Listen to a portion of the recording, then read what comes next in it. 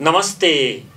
आज हामी नेपाल पत्रकार महासंघ ताप्लेजुङ शाखाको स्टुडियोबाट नेकपा एमालेका सचिव, आगामी महाधिवेशनका लागि आयोजक कमिटीका प्रचार विभाग प्रमुख, पूर्व मन्त्री, ताप्लेजुङबाट निर्वाचित प्रतिनिधि सभाका सांसद योगेश भट्टराईसँग कुराकानी गर्दैछौँ। नेपालको वर्तमान राजनीति, सर्वोच्च अदालतमा देखिएको समस्या, विकास निर्माण लगायतका समग्र विषयमा कुराकानी गर्नेछौँ। अब लागौँ उहाँसँगको कुराकानीतर्फ। भट्टराईजी, स्वागत छ कार्यक्रममा। हस्, धन्यवाद। ताप्लेजुङ जिल्लामा पार्टीमा देखिएको विवाद मिलाउनु भयो? हाम्रो पार्टीमा अब केही समय भनौँ झन्डै 3 महिना जति दुईवटा जिल्ला कमिटीहरू कायम भए, त्यो आफैमा एउटा दुःखद कुरा थियो। नेकपा एमालेको विभाजन पनि भयो, केही साथीहरू त्यो विभाजनतिर पनि लाग्नुभयो। तर दुईवटा जिल्ला कमिटी हुँदाखेरि तल आम पार्टी सदस्यलाई काम गर्नको निम्ति दुविधा भयो, कसको नेतृत्व मान्ने, कसलाई आधिकारिक मान्ने जस्ता समस्याहरू भए। यद्यपि पार्टी केन्द्रले त्यसलाई पहिले नै निर्देशित गरिसकेका थियो, तर तल कार्यान्वयनमा केही समस्या उत्पन्न भएको अवस्थामा अब हिजोदेखि हामीले यसलाई सङ्गठनात्मक हिसाबले हल गरेका छौँ। जिल्ला अधिवेशन आयोजक कमिटी निर्माण गरेका छौँ। त्यसको संयोजक बलबहादुर सामसुवाङजी हुनुहुन्छ, सहसंयोजक भूपेन्द्र थेपेजी हुनुहुन्छ। तर हिजो दुवैतिर जिल्ला कमिटीमा कायम भएका साथीहरूलाई राखेर जिल्ला अधिवेशन आयोजक कमिटी बनाएका छौँ। अब पार्टीभित्रका समस्याहरू भनेको त एउटा जीवन्त पार्टीमा चलि नै रहन्छ। आज एक खालको समस्या हल हुन्छ, भोलि फेरि अर्को खालको समस्या हुन्छ। तर अहिलेलाई तत्काललाई हामीले जुन पार्टी अलग अलग दुईवटा अफिस, दुईवटा चाहिँ नि समूह जस्तो भएर हिँडेको थियो, त्यसलाई हल गरेका छौँ। र नेकपा एमाले अब ताप्लेजुङमा एकताबद्ध भएको छ। तर अब क्रमशः तल पनि यसलाई हामी अझै सुदृढ र एकताबद्ध गर्दै लान्छौँ। र यो 10औं राष्ट्रिय महाधिवेशनका सम्पूर्ण कामहरू ताप्लेजुङमा अब एकताबद्ध भएर अगाडि बढ्छ। महाधिवेशनको तयारी चाहिँ कस्तो छ? कतिसम्मको तयारी गर्नुभयो? अब के काम बाँकी छ? महाधिवेशनका निम्ति हाम्रो समय एकदमै छोटो छ यसपटक। यद्यपि महाधिवेशनका केही महत्त्वपूर्ण काम विधान राष्ट्रिय महाधिवेशन जुन गएको असोज 15 देखि 17सम्म काठमाडौँमा भएको थियो, त्यो विधान महाधिवेशनबाट गरिसक्यौँ। पार्टीको राजनीतिक प्रतिवेदन हामीले त्यसबाट अगाडि बढाइसक्यौँ। पार्टीको सङ्गठनात्मक प्रस्तावहरू पास भइसक्यो। विधान संशोधन सम्बन्धी प्रस्ताव पनि पास भइसक्यो। यी काम भनेको महाधिवेशनले गर्ने काम हुन्। तर अब हाम्रो काम चाहिँ महाधिवेशनमा यी सम्पूर्ण डकुमेन्टहरूलाई टेबल गर्ने र त्यसपछि नेतृत्व चयन गर्ने। अब विगतमा हाम्रो के अभ्यास थियो भने एउटै महाधिवेशनबाट नेतृत्व पनि चयन गर्ने, दस्तावेज पनि पास गर्ने, यो खालको थियो। विधान पनि पास गर्ने। त्यसबाट हामीलाई के अनुभव भयो भने महाधिवेशनमा दस्तावेजमा छलफल, विधानमा छलफल, विचार विमर्श भन्दा पनि बढी केमा केन्द्रित भयो त भन्दा अध्यक्ष को हुन्छ, नेता को हुन्छ भन्नेमै पार्टी ज्यादा पोलराइज हुँदै गयो, विभाजित हुँदै गयो। त्यसले अलिकति राम्रो परिणाम पनि हामीलाई दिएन। त्यसो हुँदा यो पटक एउटा नयाँ अनुभव नेपालको राजनीतिक दलहरूकै इतिहासमा हामीले दुईवटा महाधिवेशन गरेका छौँ। एउटा विधान महाधिवेशन, त्यसले दस्तावेजहरू सबै पास गर्यो। अब यो नेतृत्वको महाधिवेशन हुन्छ। हेरौँ अब यो विधान र नेतृत्वलाई अलग गर्दा यसले एउटा राम्रो उपलब्धि दियो, आउटपुट राम्रो आयो भने हामी यसलाई आगामी दिनमा कन्टिन्युस गर्छौँ। र मेरो चाहिँ भनाइ के छ भने यसले भोलि अरू राजनीतिक दलहरूले पनि यसलाई अनुसरण गर्न सक्नुहुन्छ। विधानलाई अलग्गै, नेतृत्वलाई अलग्गै गरेर महाधिवेशन गर्न सक्नुहुन्छ। अब यसले त्यति राम्रो आउटपुट दिएन भने फेरि हामी समीक्षा गरेर नयाँ ढङ्गले जान्छौँ। अब महाधिवेशनको तयारीको जुन यहाँले उठाउनु भएको छ, महाधिवेशन गर्ने ठाउँ हाम्रो चितवन हो। चितवनमा मङ्सिर 10 गते यसको उद्घाटन हुन्छ। मङ्सिर 10 गते नारायणी नदीको किनारमा ठुलो मैदान छ, त्यो मैदानमा यसको उद्घाटन हुन्छ। देशभरबाट 2000 जति प्रतिनिधिहरू निर्वाचित भएर आउँछन्। तर 200 जति प्रतिनिधिहरू चाहिँ 5% केन्द्रीय कमिटीले मनोनित गर्न पाउँछ र त्यो 5% मनोनितमा आउँछन्। त्यसो गर्दा 2200 जति प्रतिनिधिले यो महाधिवेशनमा भाग लिन्छन्। निर्वाचित हुने प्रतिनिधिहरू सबै यो कार्तिकको 27 गते निर्वाचन मिति तोकिएको छ। सबै जिल्लामा निर्वाचन क्षेत्रमा एकै दिन प्रतिनिधिहरू छानिन्छन्, देशैभरि छानिन्छन्। जनसङ्गठनको, केन्द्रको, विभागको, प्रवासको सबै गरेर 27 गते हामी प्रतिनिधि छान्छौँ। साथै विभिन्न उपसमितिहरू हामीले बनाएका छौँ।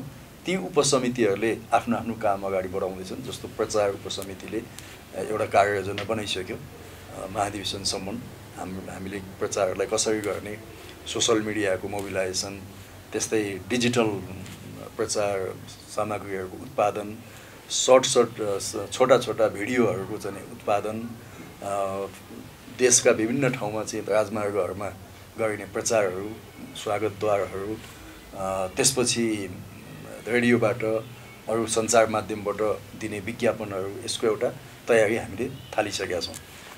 त्यस्तै प्रतिनिधि व्यवस्थापनहरूले आफ्नो काम गर्नुभएको छ, कार्यालय व्यवस्थापनले आफ्नो योजनाहरू दिनुभएको छ। ती सबै कामहरू चाहिँ अब हाम्रो तयारी चाहिँ अगाडि बढ्दैछ। तपाईँ सचिव भइसक्नु भएको मान्छे, अब तपाईँ केमा उम्मेदवार बन्दै हुनुहुन्छ भन्ने कुरा त स्वभावैले उँधो घट्ने कुरा हुँदैन, उँभो उठ्ने कुरा हो। महासचिवमा दाबी छ यसपालि?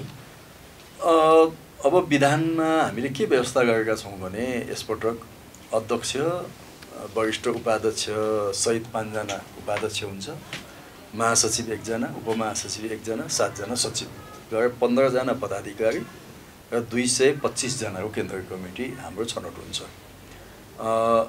अब म यो पार्टीमा लामो समयदेखि काम गरेको भए पनि म प्राय विद्यार्थी फाँटमा काम गरेँ लामो समय, र पार्टीमा म 8औं महाधिवेशनबाट केन्द्रीय कमिटीको सदस्यमा आएको हुँ। 2065 सालको फागुनमा यो बुटोलमा भएको थियो, र त्यसपछि 9औं राष्ट्रिय महाधिवेशन 2071 सालमा त्यसबाट म सचिव भएँ हैन। अथवा पार्टी केन्द्रीय कमिटीको मा मेरो चाहिँ क्रियाशीलता 10 वर्ष भयो भनौँ न, 10 वर्ष भयो, त्यति लामो त भएको छैन। मभन्दा धेरै सिनियर साथीहरू पनि हुनुहुन्छ, कोही 5औं महाधिवेशनमा केन्द्रीय कमिटीमा आएकै साथीहरू पनि हुनुहुन्छ, कोही त्योभन्दा अघिल्लो 4औं महाधिवेशनमा आएको पनि हुनुहुन्छ। तर 5औं महाधिवेशन 6औं महाधिवेशनमा आएका तमाम साथीहरू छन्, 7औं महाधिवेशनबाट आएका पनि छन्, म 8औंदेखि आएको हुँ। अब यो पार्टीमा नेतृत्वमा निर्वाचन प्रक्रिया, खुल्ला निर्वाचन प्रक्रिया हामीले 8औंबाट सुरु गऱ्यौँ। त्यसो हुँदा हामीलाई केन्द्रीय कमिटीमा आउन अलि सजिलो भयो। 9औंमा पनि त्यो प्रक्रिया अवलम्बन गऱ्यौँ। त्यसो हुँदा हामी सचिव अथवा पदाधिकारीमा आउन पनि सजिलो भयो। अब अहिले पनि त्यो प्रक्रिया कायम छ। त्यसो हुँदा योभन्दा माथि उक्लिन पनि सक्ने चान्स छ हैन। तर अब एउटा राजनीति गर्ने मान्छेहरूले कुन समयमा अगाडि बढ्नुपर्छ, कुन समयमा पछाडि हट्नुपर्छ, कुन समयमा त्यहीँ उभिनु पर्ला हैन, त्यो सबै कुरा विचार गरेर नै चल्नुपर्छ। स्वाभाविक हो, यहाँले भने जस्तै अब सचिव भएको मान्छे सदस्यमा मात्रै त मैले उम्मेदवारी दिन्न, एटलिस्ट सचिवमा त म उम्मेदवार हुन्छु नै। त्योभन्दा माथि उपमहासचिवमा, महासचिवमा अथवा त्योभन्दा माथि कुनै पदमा उम्मेदवार हुन्छु कि हुन्न त्यो मैले निश्चित गरेको छैन। अध्यक्ष केपी ओलीको निगाह पनि चाहियो फेरि हैन? निगाह भन्दा पनि अब स्वाभाविक हो, सम्भावना के देखिन्छ भने उहाँले नै फेरि अध्यक्षमा निरन्तरता दिने सम्भावना देखिन्छ। यद्यपि त्यो उहाँले घोषणा गर्नुभएको छैन र पार्टीले पनि त्यसमा कुनै घोषणा गरिसकेको छैन। तर परिस्थिति यसो हेर्दाखेरि गाईगुई हुन्छ नि, त्यस्तो खालको बुझिन्छ। उहाँको चाहना के छ त्यो बुझ्न पाएको छैन। स्वाभाविक हिसाबले पार्टी अध्यक्ष अथवा मुख्य नेताको त्यहाँ कुनै न कुनै भूमिका हुन्छ नै हैन। टिम बनाउने क्रममा, नेतृत्वमा मानिसहरू ल्याउने क्रममा मुख्य नेताको भूमिका हुन्छ हैन। त्यस अर्थमा केपी ओलीको भूमिका हुन्छ। त्यसलाई निगाहकै शब्दमा अथवा पुरस्कारको शब्दमा बुझ्ने भन्दा पनि उहाँको दायित्व पनि हो।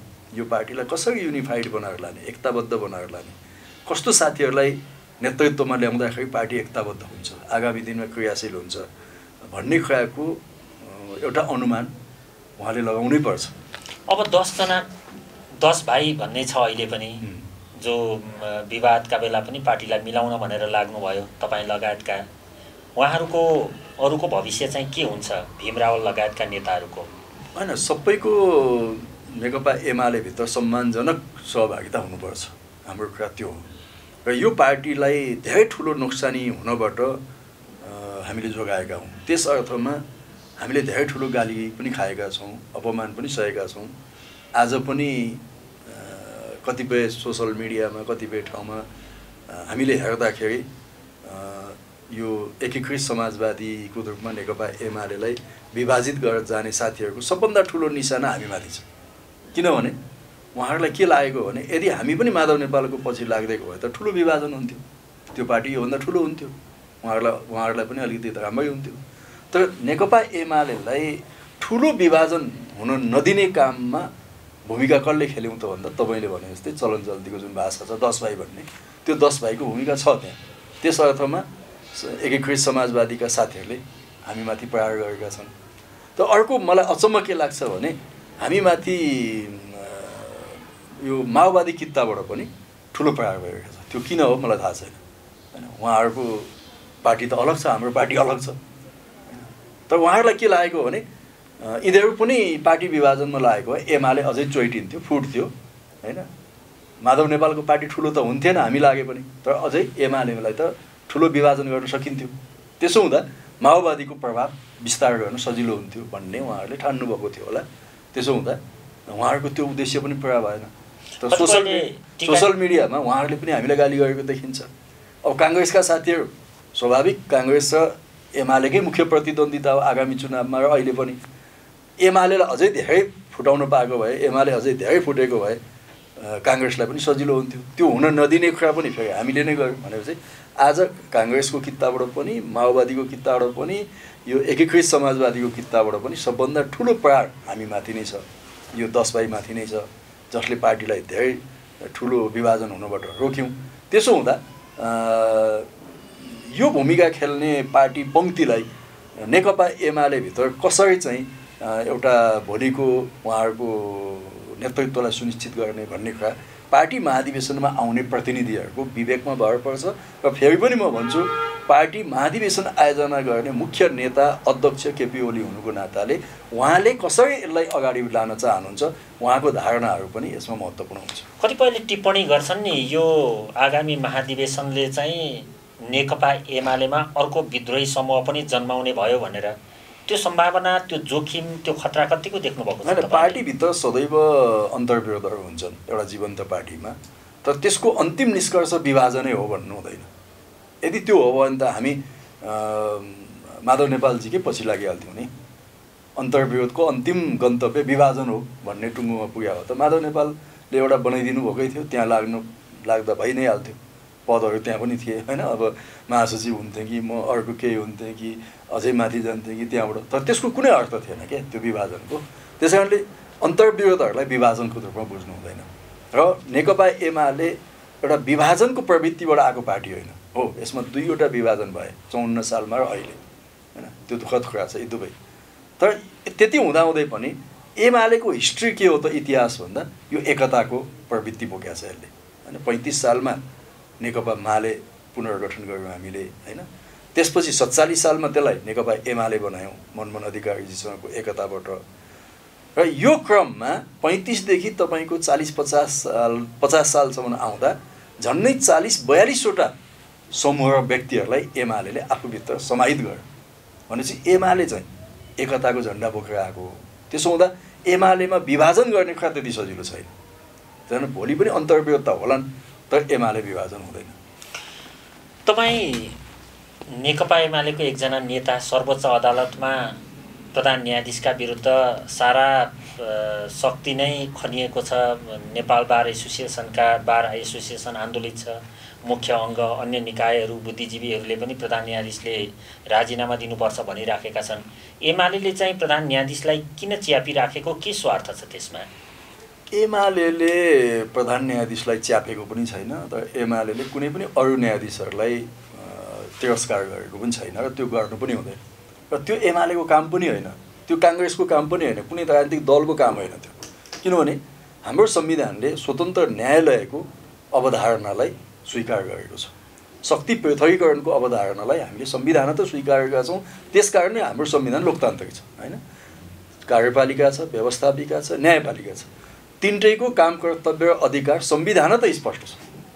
त्यसैले हामी के भन्छौँ भने सबै संवैधानिक निकायहरू संविधानको दायराभित्रबाट चलुन् र उनीहरूले निष्पक्ष ढङ्गले काम गरून् र ती निकायभित्र कुनै राजनीतिक शक्तिको हस्तक्षेप नहोस् र कार्यपालिकाको पनि हस्तक्षेप नहोस् र कुनै एउटा अङ्गले अर्को अङ्गलाई हस्तक्षेप नगरोस् र तिनीहरू स्वतन्त्रतापूर्वक विवेकसम्मत ढङ्गले चलुन्। हामी त्यही भन्छौँ हैन। सर्वोच्च अदालतमा राजनीतिक प्रभावको आधारमा मुद्दाहरू फैसला नहुन्, राजनीतिक प्रभावको आधारमा कोही पनि प्रधान न्यायाधीश अथवा न्यायाधीश नबनोस्, हाम्रो भनाइ त्यो र नेकपा एमाले त्यसमा एकदमै स्पष्ट छ। जहाँसम्म पछिल्लो कालमा प्रधान न्यायाधीशको सन्दर्भमा उठिरहेका विषय छन्, यसमा हाम्रो भनाइ के हो भने नेकपा एमालेको त विशेष गरी मेरो व्यक्तिगत रूपमा के भनाइ छ भने यसको छलफल गर्ने ठाउँ कहाँ हो? एउटा छलफल गर्ने ठाउँ व्यवस्थापिका संसद हो, सङ्घीय संसद हो, प्रतिनिधि सभा हो। किनभने त्यसले कुनै पनि न्यायाधीश अथवा प्रधान न्यायाधीशमाथि महाभियोग लगाउन सक्छ यदि उसले पदीय आचरण अनुसार काम गरेको छैन भन्ने हैन। प्रतिनिधि सभाका 1/4 मान्य सदस्यहरूलाई लाग्यो भने महाभियोगको प्रस्ताव दर्ता गर्न सक्नुहुन्छ। अब अहिले त प्रतिनिधि सभा छैन चलेको, त्यो छलफल गर्ने ठाउँको ढोका त सरकारले बन्द गर्यो। यदि छलफल गर्ने हो भने त्यहाँ जाउँ, प्रतिनिधि सभाको बैठक आह्वान गरौँ, त्यहाँ छलफल गरौँ। अर्को छलफल गर्ने ठाउँ कहाँ हो भने संवैधानिक परिषद। संवैधानिक परिषदले प्रधान न्यायाधीशको नियुक्ति सिफारिस गर्छ, न्यायाधीशहरूको नियुक्ति सिफारिस गर्छ। आफूले सिफारिस गरेको प्रधान न्यायाधीश र न्यायाधीशका बारेमा केही प्रश्न उठ्छ भने उसले त्यहाँ छलफल गर्नु पर्यो। तर त्यहाँ देशका प्रमुख व्यक्तिहरू नै त्यहाँ हुनुहुन्छ हैन। स्वयं प्रधानमन्त्री त्यसको अध्यक्ष हुनुहुन्छ, विपक्षी दलको नेता त्यसको सदस्य हुनुहुन्छ, सभामुख र उपसभामुख त्यसको सदस्य हुनुहुन्छ, राष्ट्रिय सभाको अध्यक्ष र स्वयं प्रधान न्यायाधीश पनि त्यसको सदस्य हुनुहुन्छ। भनेपछि यति जिम्मेवार व्यक्तिहरू र निकायका प्रतिनिधिहरू भएको संस्थामा छलफल नगर्ने अनि जताभावी बाहिर जाने कुराकानी गर्ने कुराको अर्थ छैन। त्यसैले म प्रधानमन्त्रीलाई तपाईँ मार्फत के आग्रह गर्न चाहन्छु भने संवैधानिक परिषदको बैठक राख्नुहोस्, त्यहाँ केपी ओली पनि सदस्य हुनुहुन्छ विपक्षी दलको नेताको हैसियतले। हाम्रो पार्टीले के भन्ने हो हामी त्यहाँ भन्छौँ नि। बार लगायतका अरू निकायले प्रधान न्यायाधीश विरुद्ध गरेको आन्दोलन चाहिँ नाजायज हो होइन, त्यसलाई मैले जायज पनि भनेको छैन, नाजायज पनि भनेको छैन। त्यो किन गर्नु पर्यो त्यसको जवाफदेही त उहाँहरूले पुग्ने हो हैन। त्यो आन्दोलन हामीले गर्नुहोस् भनेर गरे पनि होइन, हामीले नगर्नुहोस् भन्दा उहाँहरूले नगर्ने पनि होइन। नेपाल बार पनि एउटा स्वतन्त्र निकाय हो। उहाँहरूले के बुझेर त्यो आन्दोलन गर्नुभएको छ, कहाँसम्म पुग्ने उहाँहरूको लक्ष्य छ, त्यो त उहाँमा निर्भर हुन्छ नि। तर तपाईँहरू जतिको स्वतन्त्र एक किसिमले पार्टीभित्रका गलत कामहरूको पनि तपाईँहरू विरोध गर्नुहुन्छ, आलोचना गर्नुहुन्छ। तपाईँहरू जतिको मान्छेले यो कुरा ठिक यो कुरा बेठिक त भनिदिनु पर्ने हो नि। होइन, एकदम सही कुरा गर्नुभयो तपाईँले। र यो सर्वोच्च अदालतमा उठेको प्रश्न यो सडकमा अथवा गल्ली चोकमा ठाउँ ठाउँमा छलफल गर्ने प्रश्न यो होइन है, मलाई त्यस्तो लाग्छ। अरू कतिपय विषयमा छलफल गर्न सकिन्छ, तर यो अत्यन्तै संवेदनशील ठाउँ हो सर्वोच्च अदालत निकाय होइन। त्यो एउटा चाहिँ न्यायिक हिसाबले सबभन्दा माथिल्लो निकाय छ र सबभन्दा तटस्थ हुनुपर्ने छ। प्रधानमन्त्रीले, राष्ट्रपतिले, अरू कतिपय निकायले पद अनुसार आचरण गरेनन्, काम गरेनन् भने त्यसलाई पनि खैचिने काम यसले गर्छ, सर्वोच्च अदालतले गर्छ, संविधानको व्याख्या समेत गर्छ। त्यति अधिकार सम्पन्न छ यो। भनेपछि त्यस्ता ठाउँमा काम गर्ने मानिसहरूका बारेमा जताभावी छलफल नगरौँ, जे गर्नुपर्ने हो खास निकायमा बसेर छलफल गरौँ, जे निर्णय गर्नुपर्ने हो त्यहीँ गरौँ। म भन्छु नि, महाभियोग लगाउने हो भने ल्याउनुहोस् न त सत्तारूढ दलले प्रस्ताव, छलफल गरौँ त त्यहाँ हैन। भट्टराईज्यू, पहिला राजनीतिक दल अथवा नेकपा एमाले र माओवादी जति बेला नेकपा पार्टी भएको थियो त्यति बेला पनि विवादको एउटा चुरो राजनीतिक संयन्त्र भएको थियो। अहिले सत्ता सञ्चालन गरिरहेका दलहरूले राजनीतिक संयन्त्र बनाउनु भयो, हिजो मात्रै 11 जनाको। यो राजनीतिक संयन्त्रप्रति तपाईँहरूको टिप्पणी के हो?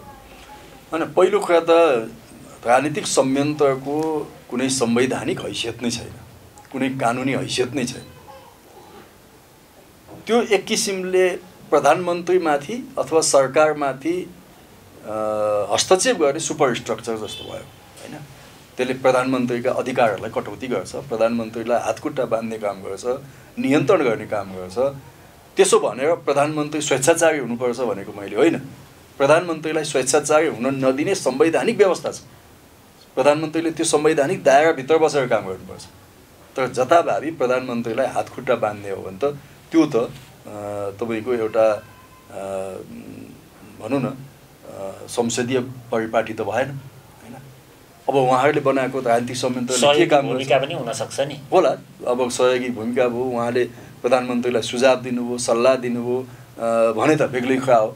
तर प्रधानमन्त्रीलाई स्टेप स्टेपमा उहाँहरूले नियन्त्रण गर्नुभयो, निर्देशन दिनुभयो, प्रधानमन्त्रीका संवैधानिक अधिकारमाथि उहाँहरूले हस्तक्षेप गर्न थाल्नुभयो भने त यो त दुईटा सत्ता जन्मिन्छ। फेरि प्रधानमन्त्रीको एउटा सत्ता हुन्छ अनि गठबन्धन दलको फेरि अर्को सत्ता हुन्छ। द्वैधा सत्ताको अभ्यास हुन सक्छ यसमा। त्यो कुरामा चाहिँ उहाँहरूले सावधानी अपनाउनु पर्यो। होइन अब गठबन्धनभित्र आफ्नो एउटा सामान्य छलफल गर्नको निम्ति एउटा लुज फोरमको रूपमा राख्नुहुन्छ, बेला बेला बस्नुहुन्छ, चिया खानुहुन्छ, समोसा खानुहुन्छ भने त त्यो बेग्लै कुरा हो। आगामी फागुन चैतमा स्थानीय तहको निर्वाचन अनि मङ्सिरमा प्रतिनिधि सभाको निर्वाचन हुन्छ। तपाईँहरूको बुझाइमा कतिको हुन्छ? त्यसको विकल्पै छैन। त्यो संवैधानिक हिसाबले अनिवार्य छ, किनभने स्थानीय तहको समय थप्न पाउने कुनै अधिकार छैन होइन। र साथै संसदीय निर्वाचन पनि संसदीय हिसाबले 5 वर्ष पुगेपछि गर्नै पर्छ। त्यो संवैधानिक हिसाबले अनिवार्य छ।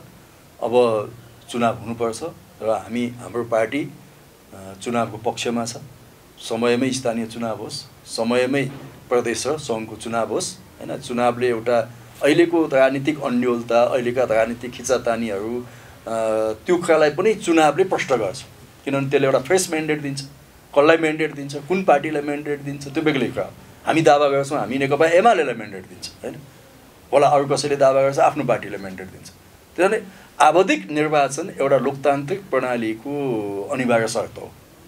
त्यस अर्थमा पनि 5 वर्षभित्र हुनुपर्ने निर्वाचनहरू समयमै सम्पन्न हुन् भन्ने नेकपा एमालेको चाहना छ।